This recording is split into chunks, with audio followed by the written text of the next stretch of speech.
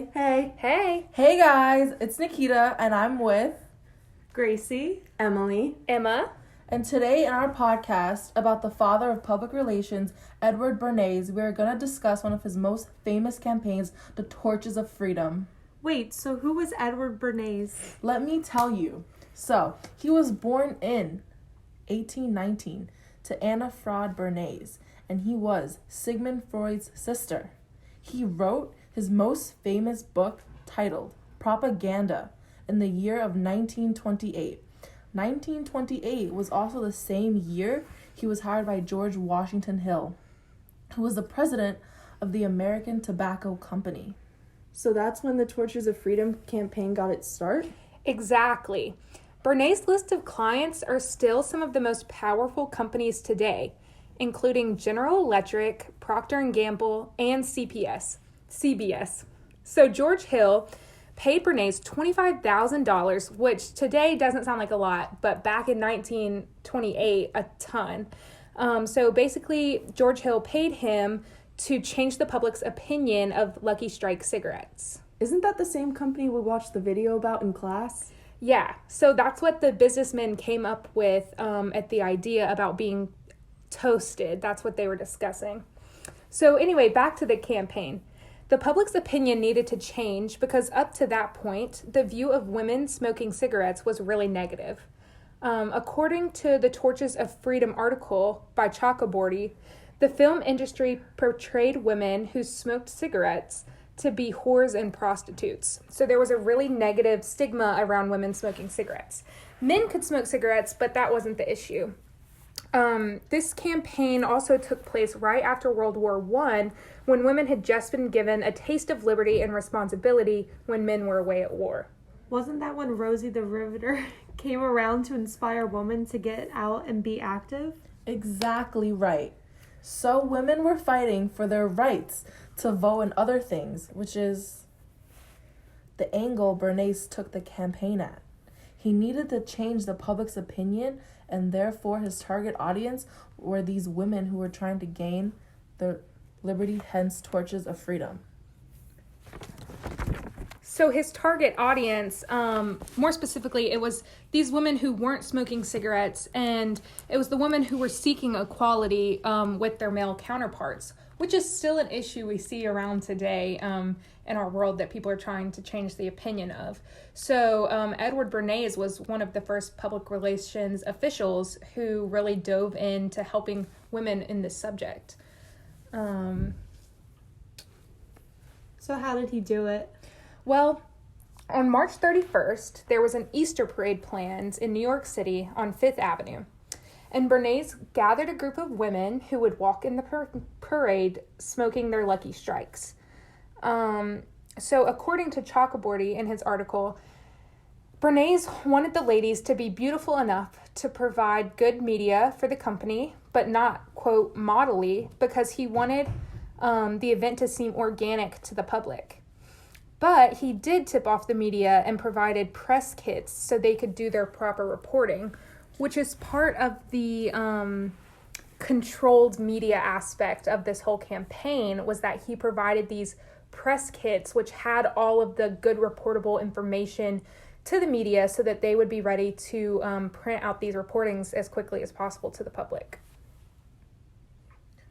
During the parade, they lit their toasted Lucky Strikes, and by the morning on April 1st, the New York Times released their article, Group of Girls Puff at Cigarettes as a Gesture of Freedom. The Lucky Strike Company saw a massive jump in their sales as they doubled from 1923 to 1929, which is a big jump, especially around that time, and this was all caused by women. According to Gunderman's article, Bernays used tactics such as convincing the women the green color of the packs was among the most fashionable colors, and the smoke was soothing to the throat and slimming to the waist.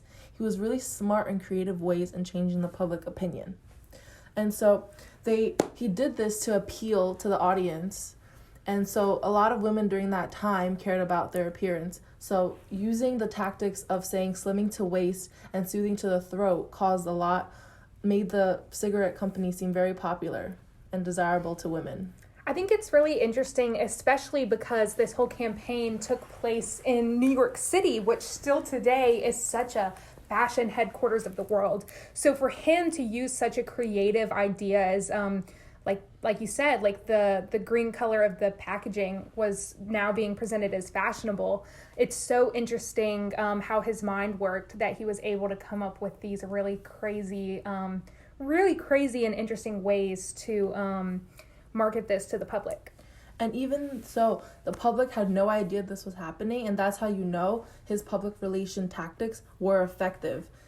Since the subconscious effect of the color and the tips that he used to get attention were very effective on the people. But my question is, one question I still have about this campaign, and one of you might be able to answer it, is what were some of the research methods that he used? Like, how did he come up with these ideas, and how did he know that they were going to be effective to the public?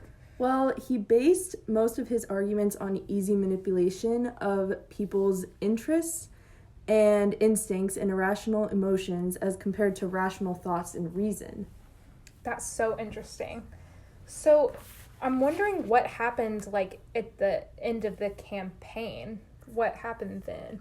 Well, Bernays' partnership with Lucky Strike continued for another 8 years as he continued to change the shape of modern public relations, but not everyone saw his ways as positive. For example, Franklin Roosevelt describes Bernays and his colleagues as professional poisoners of the public mind, exploiters of foolishness and fanaticism and self-interest. That's so interesting that even like a president like Franklin Roosevelt would, say something like that, because Roosevelt holds so much power himself. So for him to come out and make such a bold statement like that about the father of public relations is really crazy.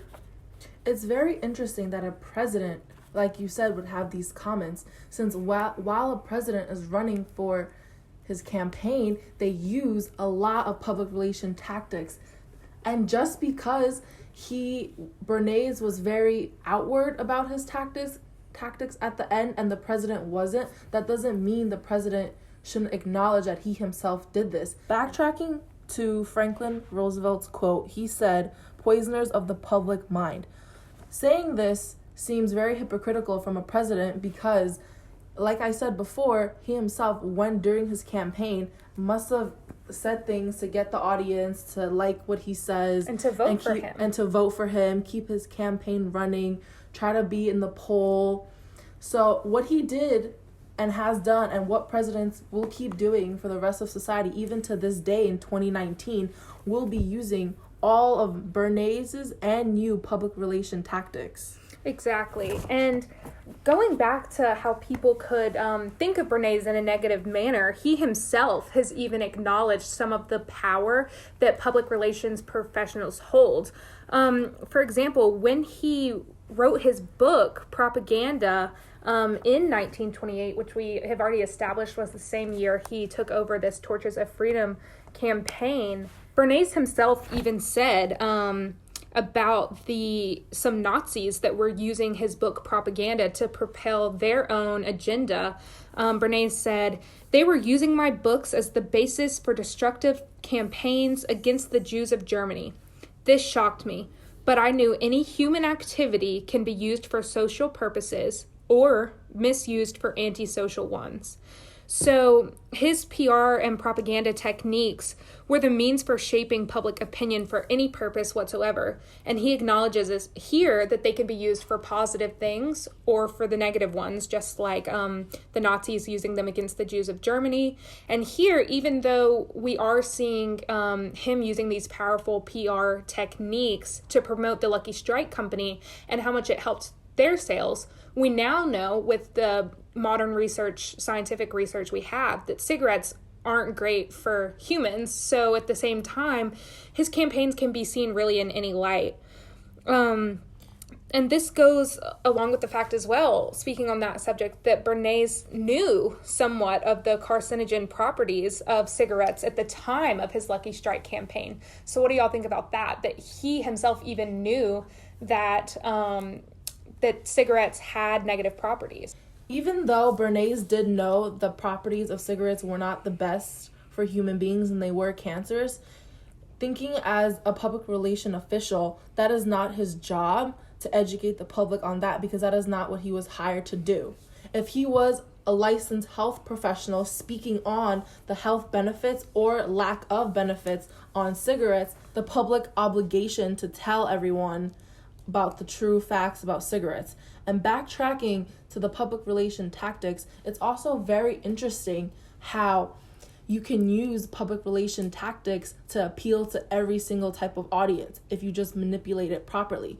As was said before in the podcast, some tactics were used by Hitler, but the similar tactics are now used by Bernays to try to appeal to a group of people about smoking cigarettes and just a cigarette company. And this also shows in modern day today how we can use public relation tactics to sell anything, promote anything, and advertise anything. There's also a really good quote from the Gunderman article that I think really sums up what we've been talking about in this episode. He says, Bernays sought to turn citizens and neighbors into consumers who use their purchasing power to propel themselves down the road to happiness. So this is in part about what has changed about public relations to an extent. Companies are trying to use their influence to promote good, positive messages and still make money. Okay, so let's run back through the events of the campaign real quick. Bernays was hired by George Hill to change the public's opinion on Lucky Strike for the American Tobacco Company. He employed these women to step out onto Fifth Avenue for the March 31st Easter parade, smoking their toasted Lucky Strikes, to promote a positive image for the company and to try to get his target audience of women who were in the liberation and equal rights movement to start smoking cigarettes to change this public opinion. It did very well, and the results of the campaign were that the company's sales doubled, which is a huge jump for sales for any company, especially for the Lucky Strike at this time, when beforehand there were no women smoking cigarettes because they were seen so negatively in the film industry. Now, would you guys have enjoyed planning and executing this campaign? Because I know I would. What about you, Nikita? I think I would as well, just because I would find this campaign very interesting and different to plan around, since if you think about it in modern day today, this cigarettes and all this and people smoking it are not as taboo as they were in 1928 and around the 1920s. But back then, trying to discover tactics and methods to appeal to the audience to make women smoking cigarettes okay and take away or attempt to take away the taboo effects of this would be very interesting to me. And the challenge I would find it very nice to conquer. I would say yes, if I could go about it in all of the right ways he did, and come up with the same tactics that he did and be as successful as he was, I think that I would have a good time attempting this campaign. I really enjoyed hearing all of your answers, but for me specifically, I think I would say no to working with Bernays on this project. I maybe would have liked to work with him on one of his other PR campaigns, such as the Ivory Soap, when he did the school project for children with Ivory Soap and really propelled their sales. I just enjoyed that was for a better cause than this Lucky Strike one. But as you said, back in the 1920s, we really didn't know the health effects of cigarettes. And from a PR point of view, it was a very successful campaign and one that's still being taught in schools today. Actually, last year in my mass media and society class, we read an article about this campaign, and that's where I first heard of it. And now it's showing back up this year in our PR class, and it just goes to show how influential these public relations professionals can be to the American public. Well, thank you so much for tuning into this week's episode.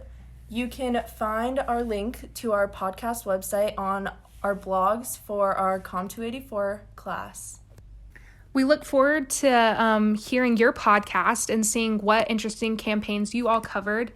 And we're really excited to see what our next podcast will be about. So that's all from the Petty Propaganda Podcast. Bye. Bye. Bye. Bye.